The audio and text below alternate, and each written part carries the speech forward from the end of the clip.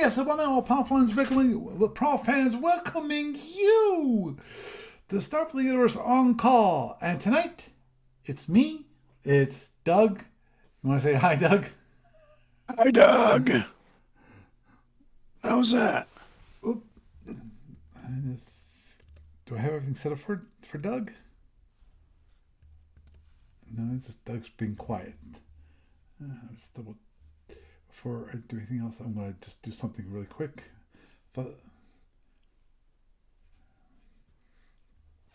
Yeah, that should be fine. This is my only source. So, speakers pass through with Mike, so that I should hear it and I should be able to record him. He's being quiet with this.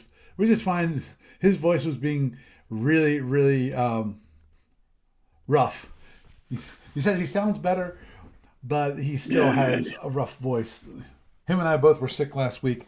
Me, I was just, I was so tired. Had this really bad cold, and the running nose, the sneezing, and I did not have the throat thing, which is weird, but that's You sound great. Just me, not me.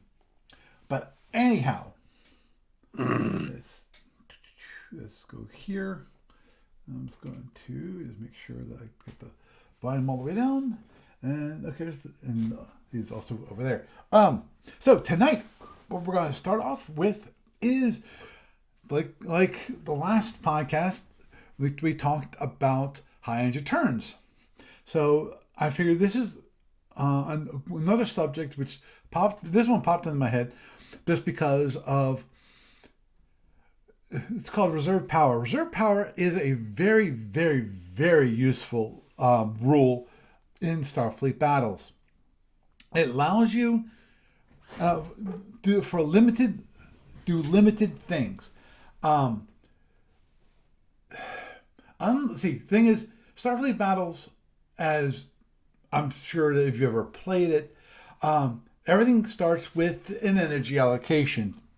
You allocate what power is going to go to what. But reserve power allows you, within the limits, in this case, how much battery power you have, you can actually dynamically, i.e., during the turn, allocate energy to certain systems to do certain things. The reserve power, when it comes to normal reserve power, non-warp, non-impulse reserve power, that's actually relatively easy to do. You don't really have to do anything. You can just use the batteries as it is. Now, we're going to be talking about more than just that. We're going to be talking about how, because here's the funky thing about reserve power is when it comes to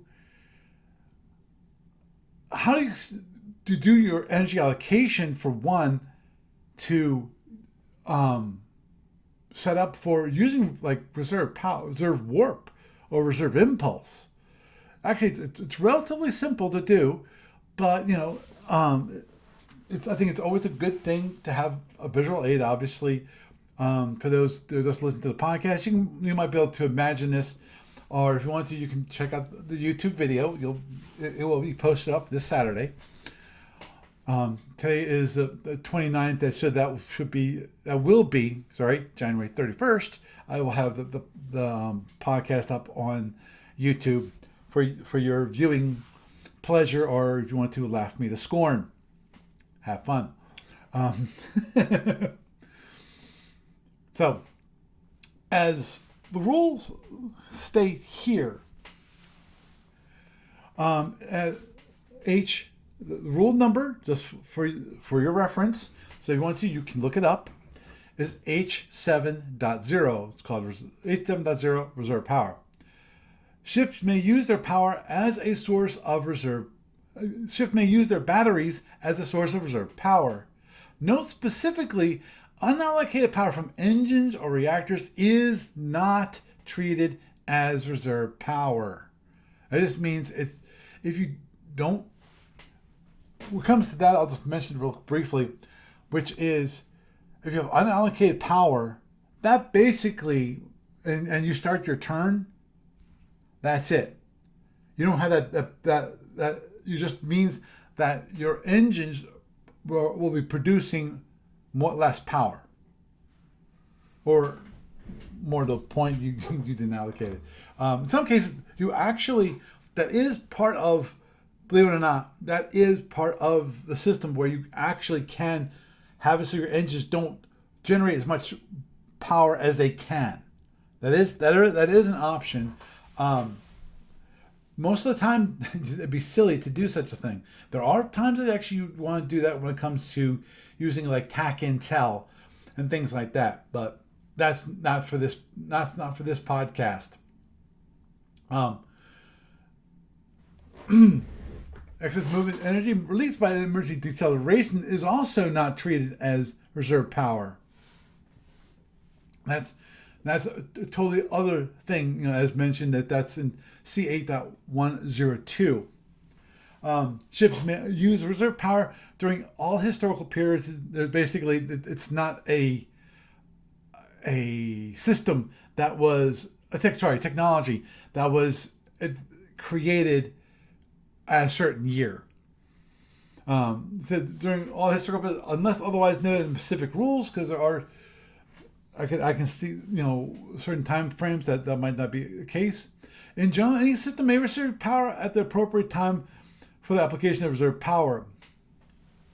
Okay, so and just mentioning here that the battery may discharge reserve power at any time. Basically, in the case of, let's say, a tractor beam, you at the time when you're going to be using the tractor beam, that's when the energy would be used from your battery and taken out of the battery. Now, this is one of those things which is a gotcha, and just a reminder, which is, of course, destroyed batteries lose their reserve power capability, which means that there's a tricky little thing that you can do, but you have to be very honest about this. Okay? And that is called contingent reserve power. And that is, the idea is, okay, you're coming up against your opponent. You get into like range 2. Now, at range 2, you'd like to have a het available, but you don't want to use the het. If you want to, at that point in time, because het would be done as part of movement, you can then at that point use your reserve power. In this case, if assuming it was reserve war, and put that towards the het. You have to record that okay, I've put this much energy towards a het, so that if you're at range 2 and your opponent fires his weapons, destroys your batteries, and you use that het that you had previously allocated, previously used to put energy towards a het by using reserve power, there's evidence that you did that, and you didn't just say, "Oh well, I pre-allocated it, not pre-allocated, but I used reserve power before they were destroyed." Because you can do that. It's just that you have to be very honest about that, and you have to make sure you put a record. Like in the case of the Starfleet SFU on client, you put that in a log. Say, okay, this is what you're doing. Or in the case of a face-to-face game, you would write that down on a piece of paper, so that it was kind of obvious that you had done so. Because you don't want to have that as a question from a friend, or from more possibly an enemy. See, the time effect, reserve power is used to activate some system that during that term, say ECM or reinforced, that takes effect a point until the end of the term. It is not retroactive to the beginning of the term, nor does it carry over into the next turn, and so forth. Restricted time of use. Reserve power can normally batter at the time that the sequence of play. That was like this explained. Reserve power may also be transferred from batteries to various systems to that which will be used later, which is what I was just describing. Okay. Now, here's a number of systems that are listed, which is, ECM, raising and lowering, raising your shields or increase their level, reinforcing the shield, activating or reinforcing the PA panels. Like if you have PA panels at standard level, then you want to put a reinforced level, which is very useful. Activating a cloaking device, and activating fire control, beginning of arming a wild weasel, which you can do. So from reserve power, if you want to, you can get which one of those wonderful things you can do with reserve power is, let's say that either you ran out wild weasels or you think you're going to need a wild weasel in like 2 turns, in the middle of a turn. If you have the reserve power, you can put that 1 point of energy towards the wild weasel during that turn. So then when you go on to the next turn and put your 1 point of energy towards wild weasel, that completes it. So at the end of that turn, it will be completed, and you'll have a wild weasel available to you. Different weapons here, as mentioned in the list, including energizing phaser capacitors, which is one thing which is always interesting. And that is when you are using reserve power to fire phasers, you're not actually directly firing the phasers from reserve power. The reserve power is going into the capacitor. Capacitor is then being used by the phaser. I know it's a different. It's kind of a difference without a difference,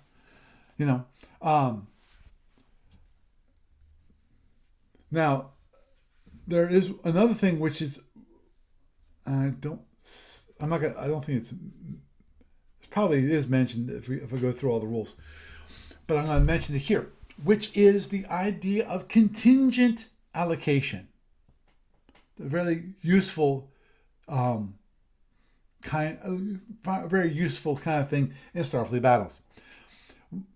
I bring this in the way of reserve power, in the context of reserve power, because this is how it works.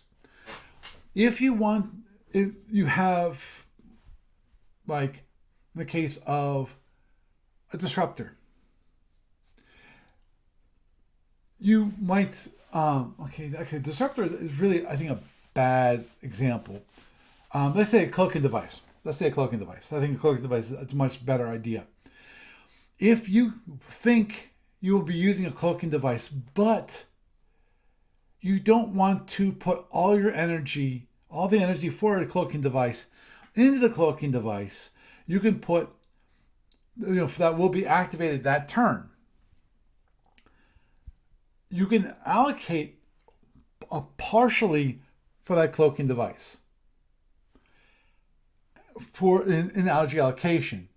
And then if you plan, and if you actually do use it, you can finish off the actual activation of the cloaking device using reserve power. Because then you add energy from the energy allocation and the last bit of energy you need from the reserve power, and use that, and boom. Now you can activate your cloaking device. The benefit to this is, don't mind me. There. The benefit to this is if you want a little more flexibility in what you do for that turn. If you think you're going to be doing, and you're pretty confident in your activating a cloaking device, but you want to hedge your bets, you can do that. Now, obviously, when it comes to the cloaking devices are very expensive to use. So, and you usually the amount of battery power you have is very limited. For like a cruiser, it might be 4 or 5 boxes of battery. When it comes to a dreadnought, it might be like 6. It's usually very limited when it comes to the number of batteries you have available for a ship. So when it comes to a cloaking device, might cost you for a cruiser could cost you like 19 points of power. So if you only allocate like 14 points of power and assume that the last 5 you're going to use from batteries, then obviously you still have your waste, and you don't use you don't activate your cloaking device. You've just wasted 14 points of power. Towards that. But there are some tactical situations which you might want to do that. You might want to have that extra 5 points of power to say, hey, maybe fire a weapon instead of activating your cloak. It can give you some tactical options that normally you wouldn't have. So, what we're going to do is, I'm going to show real quickly here. Okay, this is as I brought up the Klingon D7 CT. It's a tournament cruiser. Just added to the client. I'm just showing you how to do reserve warp power. To do reserve warp power, what you need to do is this. Okay, we're going to start the turn. Now, notice the battery power is 5 points of power to the batteries. First thing you want to do is you want to discharge energy from the battery. So in this case, I'm going to discharge 5 points of energy. Now, go down here where it says recharge battery / reserve warp. This is in the client. I don't remember how. I'm pretty sure with the energy allocation forms, the physical forms, they just have a place for recharging the battery. They don't say, they don't have separate for reserve warp and reserve impulse, or just reserve warp or reserve impulse. And so in this case, I would be allocating 5 points of warp towards charging that. So now I got, and if I click submit EA, I'm locked in. So to do, as I said, so that's all you have to do. Now, obviously, if let's say that I only have 3 points of power in my battery, I can discharge 3 points of power, and I still use 5 because there's actually 5 batteries. So, and that will give you 5 points of warp energy, reserve warp energy. And what can you do with 5 points of reserve warp energy? Well, there's plenty of specific things you can do. For example,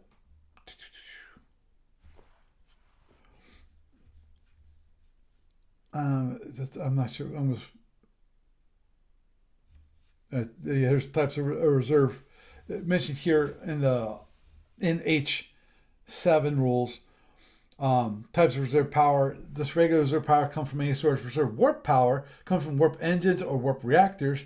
There's reserve warp engine power, which is specific, and that reserve power comes from only warp engines. Reserve AWR warp power, reserve warp power comes only from reserve engines. This cannot be used for movement reserve impulse energy and reserve APR, which really is,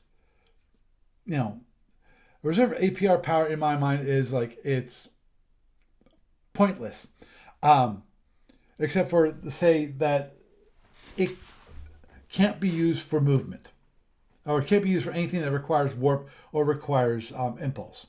So when you have reserve warp power, there's multiple things you can do.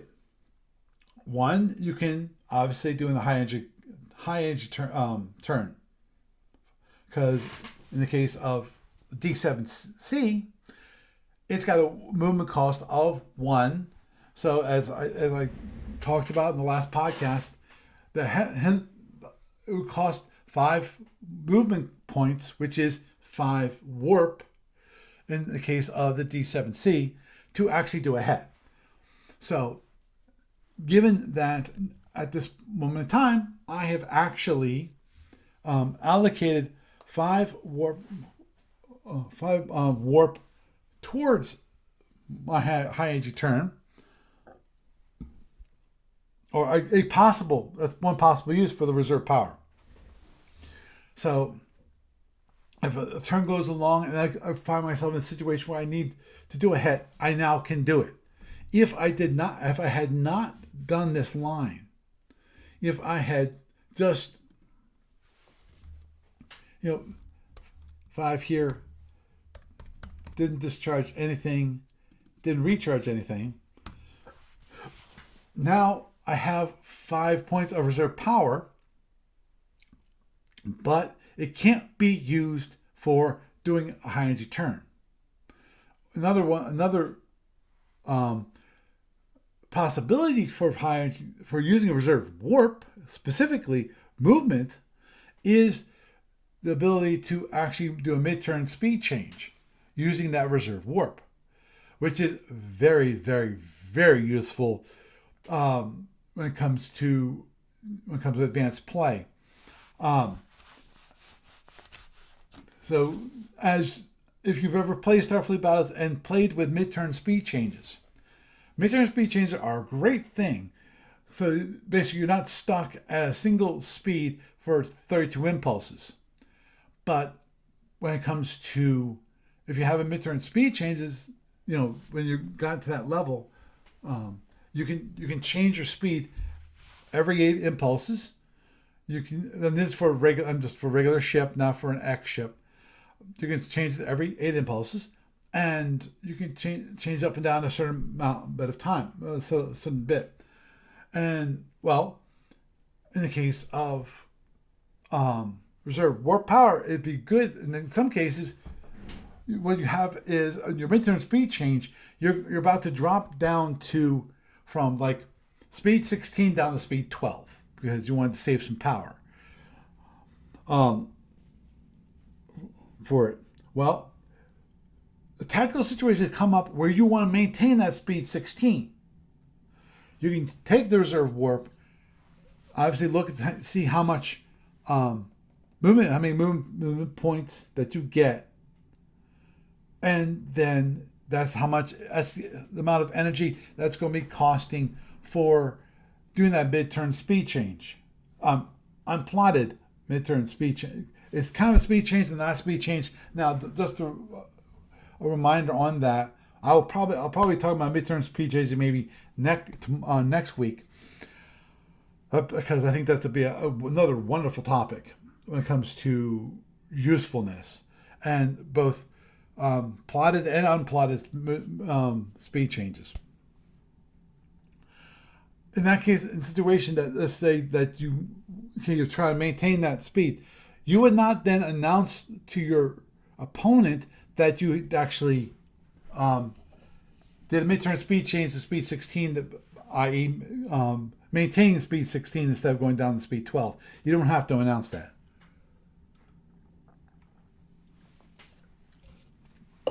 And that is fine. That is according to the rules, because you don't have to announce a speed change that doesn't actually happen.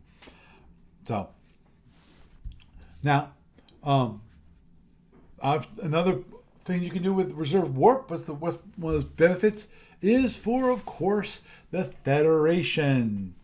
Dun, dun, dun, and their photons torpedoes. Obviously, one of the beautiful things about photon torpedoes is that you can hold them. You have, if you put 4 points of energy, that's 2 points of warp energy for 2 turns. And that will give you a standard torpedo, photon torpedo. At that point, any source of energy, it doesn't have to be warp, or doesn't have to be impulse, doesn't have to be APR, it just has to be energy. You can hold it for 1 point. Now, here's the wonderful part about reserve warp power in this case. In that case, you can take, if you got into overloaded range, one thing you can do is now, if you want to, you can take that, you can give, if you have 4 points of reserve warp, you can put that towards that weapon when you're about to fire it. And that will give you a fully overloaded photon torpedo. Obviously, just a quick mention, which is photon torpedoes are very flexible. So you can do partial overloads. Doesn't have to be 4 points. You can give it 1 point. You can give it 2. You can give it 3, or you can give it 4 of points of overloaded energy. Obviously, when you do that, you have to fire it within overloaded range, because it is now overloaded. Even if you have just a half. Now, this is a weird thing that you actually can do, is you can allocate a half a point of energy for overloaded. Now, it doesn't give you much of a benefit, but you can do it. Honestly, yeah, I don't see a benefit unless there is the strange possibility, and of course, this comes down to scenario rules, that you might be required to, like, for example, you might only be able to fire your photon torpedoes in overloaded mode for a certain scenario. I'm not sure why that would be the rule, that would be the case, but it could be. There might some scientific pseudoscience behind it for that scenario where you to break through some invisible barrier or whatever, it has to be fired in overloaded mode. Whatever. But that's another use of reserve warp. Obviously, another one of reserve warp, which is that you. Let me just double check this.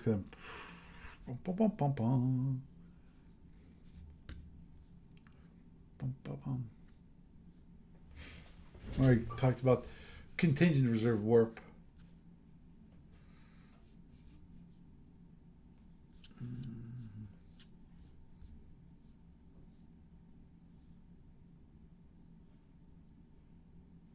Right.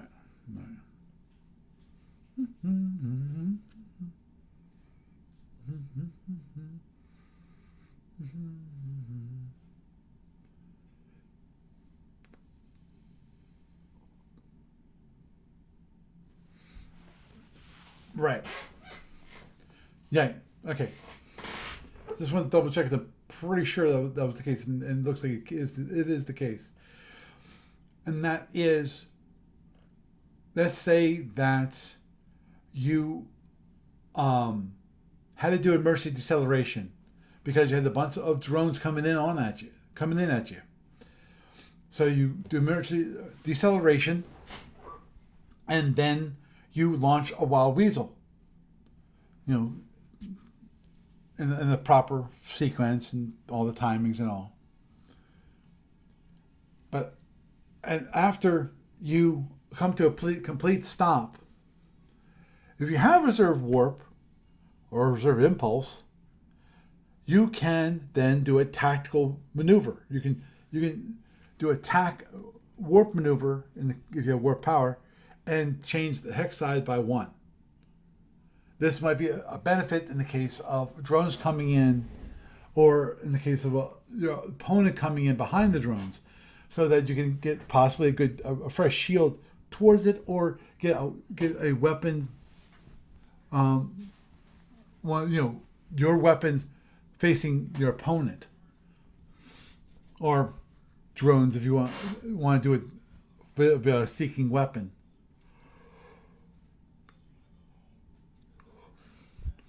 Obviously, and you can, in addition, you can do reserve warp. You can do reserve impulse.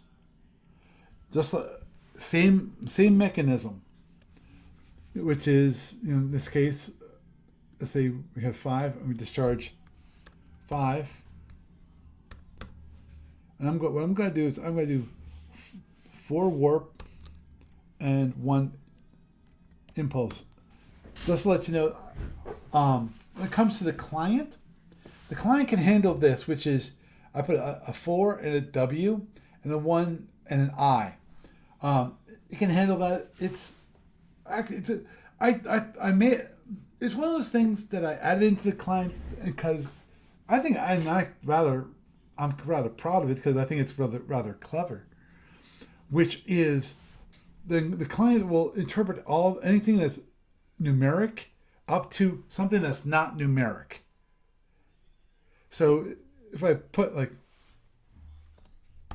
for W1, it will interpret this as just 4. This is great in the case of if you have something like a ESG. And ESG is one of the line items for energy allocation.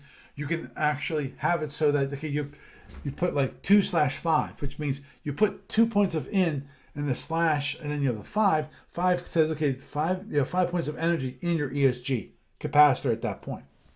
So it's one of those things that I added because I think it's kind of clever, and I think it works quite well. Especially, it allows you to add additional notes about things that normally you don't have, that's built into the client. But okay, get back to this. So this allows me to have 4 points of warp power and 1 point of impulse. Of course, as I just mentioned, this could be quite useful in tactical warp or tactical impulses, warp tacks or impulse tacks. Obviously, one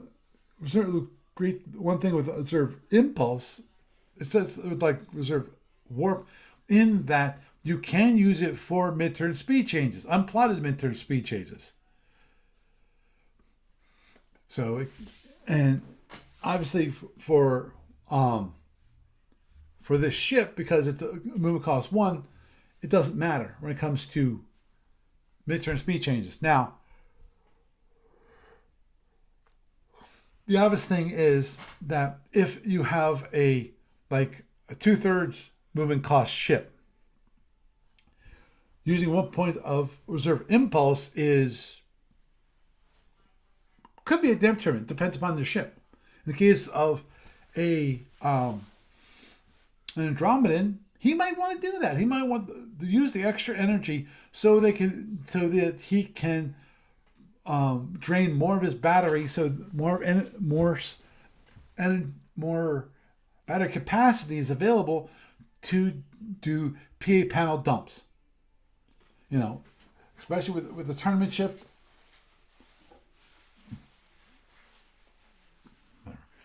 To do, when it comes to Andromeda, to do that.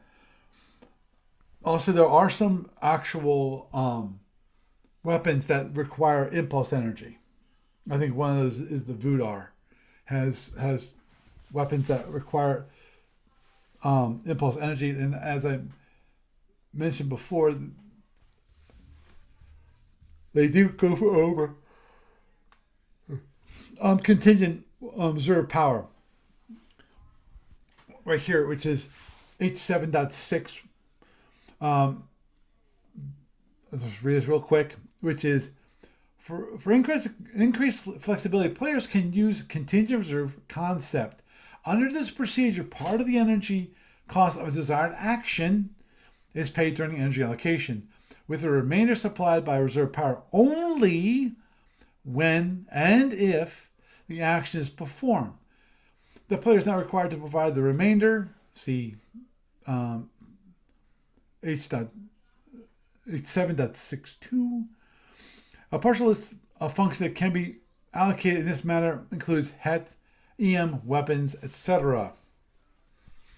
And basically, just in 60 H7.62, the player is not required to complete the contingent allocation. The player could decide not to supply the remaining and could use the reserve power elsewhere and could have lost his batteries to damage. Or D22, which is reallocation due to damage. And if the reserve power is not supplied, the power allocated for that function is irrevocably lost at the end of the turn. As I mentioned with my previous example about that, and that is that when it comes to contingent energy allocation for a cloaking device, you waste a lot. Now, it talks about overloads here. Contingent reserve power does not escape the provisions of weapon overloading rule, allocating power to a partially overloaded weapon irrevocably results in an overloaded weapon and cannot, unless noted otherwise, as cases for photon torpedoes, be fired unless the full amount of energy is provided, presumably by reserve power. That's why I was thinking about talking about the disruptor being a really bad example to use. Because in theory, you can do it for contingent allocation for a disruptor. Would you want to? No.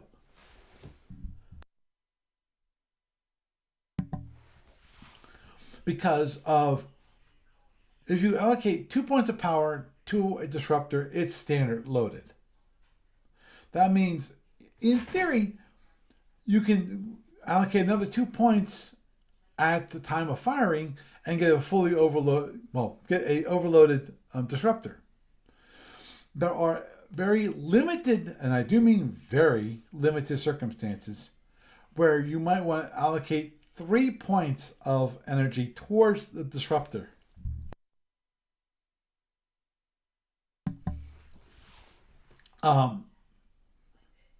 Because you've locked yourself into it being an overloaded disruptor if you allocate 3 points of energy.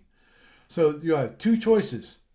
One, put 1 point of energy from reserve power and fire it as an overloaded disruptor. Or two, the other thing you can do is just not fire it. That's your two choices when it comes to that. That's why I say disruptors is a very, very poor example to use for contingent power. Obviously, I don't think it's really considered contingent power, reserve power, when you have a weapon which is charged as a standard weapon, and then you can use reserve power to overload the weapon.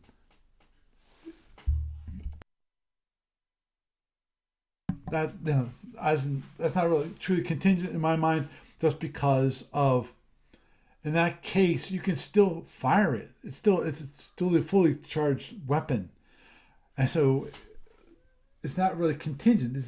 Contingent means that, in my mind, that if you don't allocate the additional energy required to basically complete the energy requirement for that action, that without the additional energy, you can't do it. You can't do the action. So that's the difference between those same things and having, so it's contingent versus just reserve power to bring it change to overloaded. Yes. Similar to mentioning here, with similar usage with capacitors. Some weapons or other systems have capacitors to hold power, phasers, and ESGs. An effect similar to contingent reserve power can be created. For example, a player could allocate a quarter point to his phaser capacitor on the ship has only phaser 2s, knowing they must provide 3/4 of power for reserve power, or phaser 2 is unfired. If the other 3/4 is not allocated, the quarter point of power remains in the capacitor, though, for the next turn. No player could provide a quarter point of reserve power and fired phaser 2 as a phaser 3. It was a reminder going, no, we didn't miss that little thing. Yeah, and that's one of those things which is very useful. Again, it's one of those things that could be done if you see that you're about to lose your batteries. In theory, you could actually cancel. Sorry. S lady came up. In the case of the phasers, you can actually put that amount of power from your batteries into the phaser capacitor. Now, there might be a good reason why you would do that instead of firing a phaser 2, because you're going to be losing. If you're going to lose your batteries, you're going to probably losing phasers too at the same time. So most of the time that's kind of pointless at that point. Now, just a reminder for those of you who fly the Andromedans. Hi. Doing that actually has a benefit for the Andromedans in that it's one of those ways that the Andromedans can actually drain the batteries usefully. Now, the funny part about that is in certain situations, and I do mean certain, and it's when you're in tournament play, you rarely run into this situation. Every once in a while you do. But it's a rare thing, which is, if you look into the rules, and it is there, which is the rules allow you to fire your phasers at a piece of space dust. A little minor, lock it onto a minor little rock and fire your phasers at it. And you're allowed to do that within the context of the rules. Obviously, at that point, the phaser is fired. And in the case of the Andromedans, they want to use up the energy, get that energy, fire the phaser, so they can actually remove the energy from their batteries and put it into the capacitors. So, at that point, that's one of the few times you ever would see someone firing a phaser at something, and it's basically being at nothing, and it's not the opponent, because maybe the opponent is really far away, but you want a way of quickly emptying the battery to allow more energy to be drawn out of the PA panels and put into the batteries. So, minor little thing there comes to phasers and those lovely capacitors.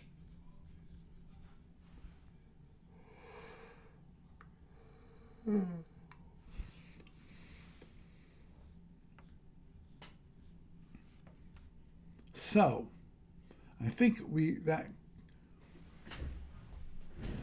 pretty much covers, using reserve power, how to get it so that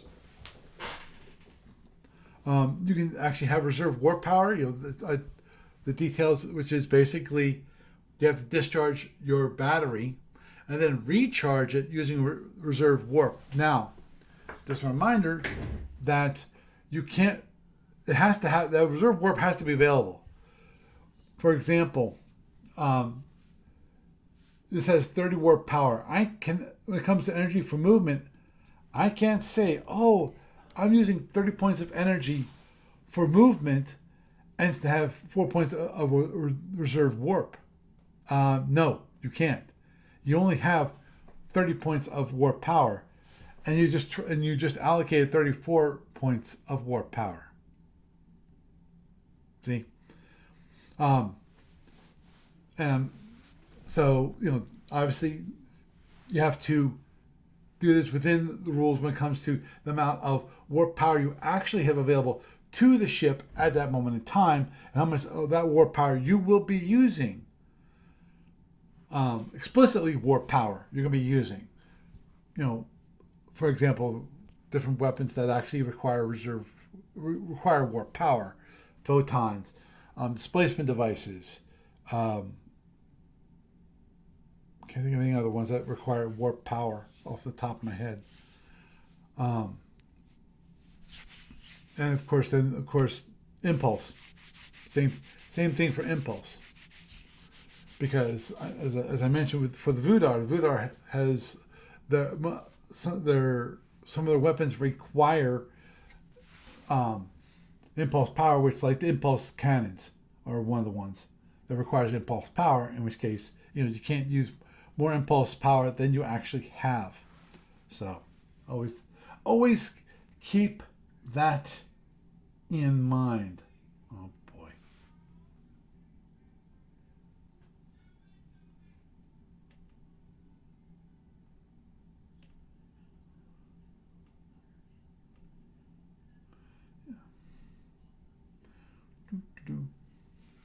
Don't mind me.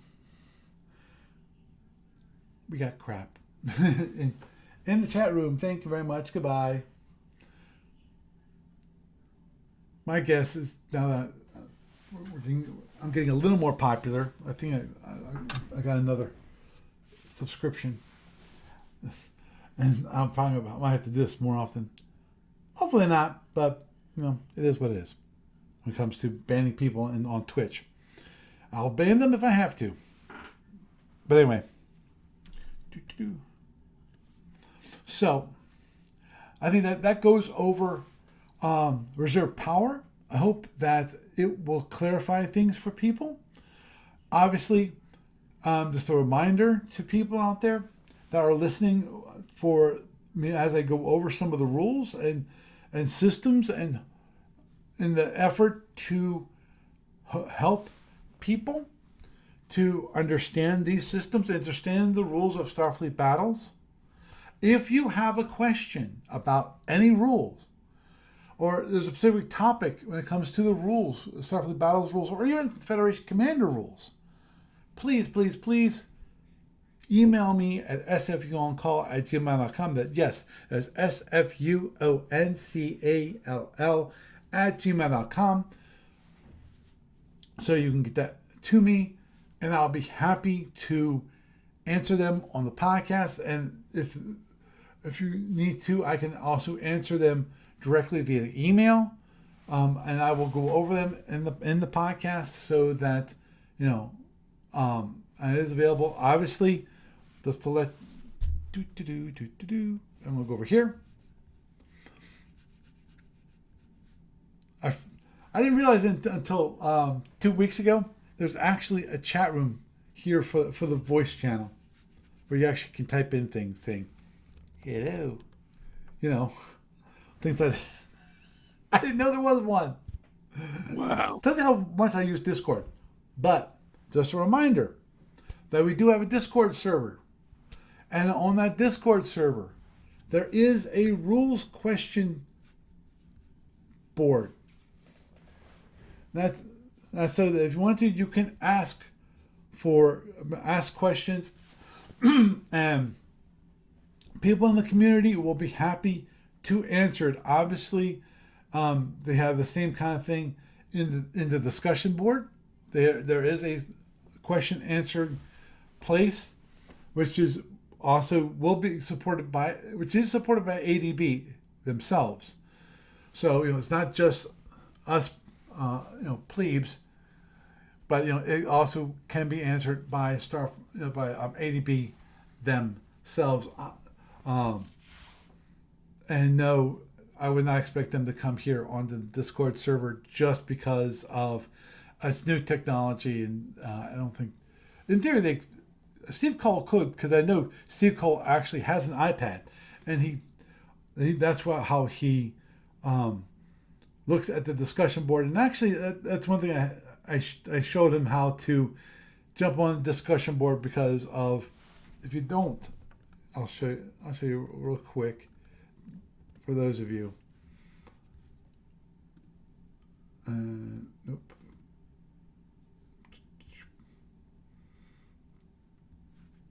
Bookmarks menu. Nope. Don't mind me. Favorite. That's the favorites. That's it. SAP forums. I go here to discussion board. This is what happens. See, it's a nice blank screen. Well, it's annoying. It switches it to HTTPS. But if I delete that, do that, now it comes up. Bring up the last day. And actually, I pointed this out to Steve Cole, saying, oh, he was complaining, oh, it's not working. It's coming up blank and all that kind of stuff. Like, okay, Steve, do this. And after I told him that, it's like, oh, okay. Now, because after you get it in here where it's not secure, that's the great thing about Apple, in my mind, in that if you want it to be non-secure, you can do it, and it's not a pain in the butt. If you're using Chrome, it takes quite a bit of finagling to tell it, yeah, it's okay that it's not an HTTPS connection. Don't worry about it. It's okay. Give it a nice pat on the head, give it a lollipop, and go on its merry little way. Leave me alone. It's one of those things that gets to be annoying. I understand they're trying to protect you and protect us and so forth and all from the baddies of the world, and there are baddies out there. Other than obviously the minor issue, which is of course logins, also non HTTPS. It's, in my mind, it's not that big of a deal. Yeah, can someone interject themselves between you and the server? Yes. Is it easy? Not really. The easiest one would be if you actually were in the same physical network. I mean, network, as in LAN network. In the case, some person was also in my house, or if you're in a coffee shop, that's when it becomes a problem. Is it easy? No. Is it doable? Yes. But if you're that concerned, obviously, what's the one thing you're going to do? VPN people. Do not go use a free one. Buy a VPN. Pay for it. Because that's the only way it's one of the ways of telling whether something is valid or not. I personally are using ExpressVPN. I know that there's another one which is probably a little better, but I've been an ExpressVPN customer for quite a while, and I use that all the time. For me, it's mainly for my podcast, because I get annoyed at being tracked by the people who do the podcasts, or hosting the podcasts so that they can track you. Don't get me started on. I need to talk to Leah Laporte from the Twit Network. They have a provider, and I think the provider is doing them a disservice in that they are hijacking the Twit's feeds and adding not just interstitial ads, which is what ADB basically said. Yeah, you can do that, and that's why we're using your service. But they're also inserting podcasts in between the episodes of their own podcasts. It's like, really? So, okay. Looking at for the wear for winter. Obviously, it's winter around here, and actually, I mean, it is winter. According to my thermometer over there, it's 15 degrees outside. Now, that's also. Ever question that? Which is, when it comes to thermometers, and are they actually accurate or not? You know, I do, because that one has 15 degrees. Now my Apple, according to the Apple Weather app, let me just look that up real quick, and it says it's 9 degrees. And that one, also, of course, you have wind chill and all that kind of thing. But I can't tell if that's correct or not, because also the biggest issue I have is where I put the outside thermometer, which is basically 3 feet from the house, which I know the warmth of the house is probably escaping, and so it's actually warmer than it really is if you move like 10 feet from the house, you know. But I haven't done anything as crazy as that. But anyway, I think we will wrap it up for the evening there.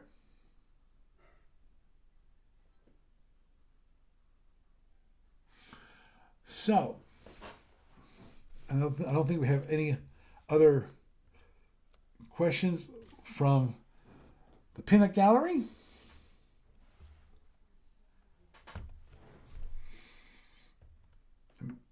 Just double checking. Yeah, I don't see anything. So, we'll line up there.